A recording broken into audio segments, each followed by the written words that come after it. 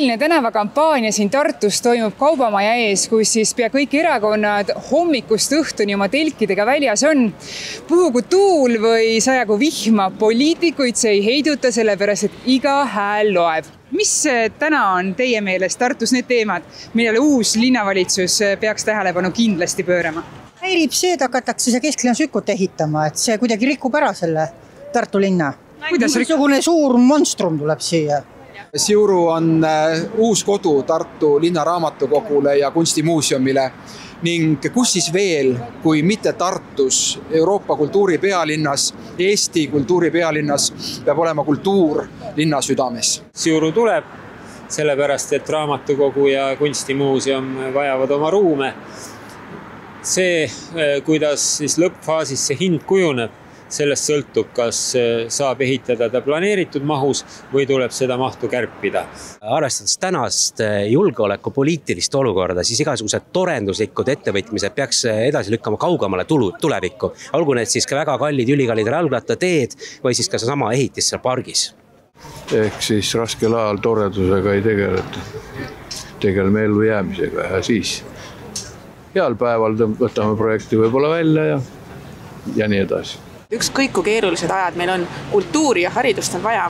Ja Siuru puhul on üks asi on see, et seal on raamatukogu ja seal on kunstimuuseum, aga tegelikult sellest tuleb kokkusaamiskoht. Eesti 200 on igati Siuru poolt, lihtsalt ta tahab natukene väiksemat Siurut, mis tuleks täpselt pargi sisse, parki, mitte pargi asemele, see on meie point. Ja mida me jõuaksime külal pidada, mis ei läheks meile liiga kalliks. Mulle üldse ei meeldi. Mis seal on? See elurikkus, mis tegelikult natuke häirib silma. Elurikkus kesklinna parkides on teema, mille kohta on igal tartlasel oma arvamus. On neid, kes armastavad suvel siin samas pargis mesilaste suminat kuulata ja nautida põlvini heina ja on neid, kes leiavad, et pargis peaks muru olema sama hooldatud kui golfiväljakul. Meeldib, ma olen maainimene, mul õitsevad roosid aias, mulle ka meeldiks, kui siin oleks korras veenrad. Kõik. Igal juhul loodus on targem kui meie. Ja nagu puudki olgu siis siin või kesklinna pargis, mida ennist küsisite, siis puud ei ole mis. Puud, lilled, liblikad on kesk. Minu kodu, isiklik kodu, muru on pügatud, sellepärast meie perele meeldib selline muru. Aga Tartu linnas peab olema võimalusi mitmekesiseid ja ka erinevale maitsele, aga oluline on see, et ka see elurikkuse alad peavad olema loomulikult korralikult hooldatud. Linn on linn ja maa on maa, et kohati meenutab võib-olla selline niitmata ala mingisugust õudusfilmi, kus inimkond on hukka saanud ja maal või liiguvad linnas mingid monstrumid. Minule niidud meeldivad, seal peavad olema läbikäigud, seal peavad olema pingid, kus keegi saab istuda ja putukaid jälgida. Seal võiksid olla niisugused selgitavad ekskursioonid. Ma arvan, et minule niidu mõte meeldib. Ja kusagil kõrval niisugune, ma ei taha öelda golfimuru, aga muruplats lilledega. Ma arvan, et kesklinnas võiks olla pargid korrastatud, rohkem prantsuse stiilis pargid, siin Vanemuise ja siis selle Tallinna Ülikooli Tartu Kaubamaja vahel. See park kindlasti siin hooldame tulevikus muru ja teeme ka lilleveenraid, et oleks korralik ilus park, kus istuda. Lisaks elurikkusele parkides on mitmekesisemaks muutumas ka seltskond Ülikooli linna vanglas, sest kui Eesti ja Rootsi vaheline vanglarendileppe Riigikogu heakskiidu saab, saadetakse Tartu vanglasse kuni 600 Rootsi kinnipeetavat. See Tartu vangla on suur probleem, me ei tea, mida sellega paremat teha ja meie seisukoht on, et see väljarentimine on suhteliselt mõistlik plaan.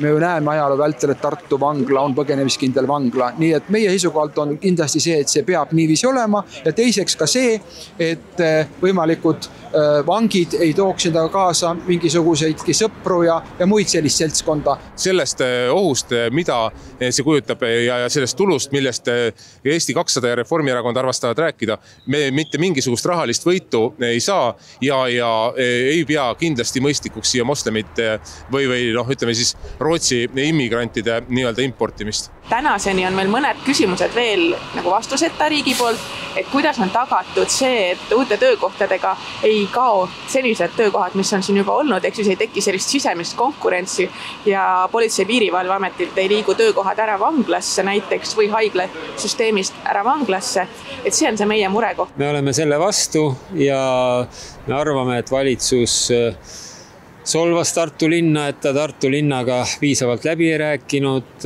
ja ei ole piisavalt arvestatud ei kohtute, ei meditsiinisüsteemi koormuse suurenemisega sellega seoses.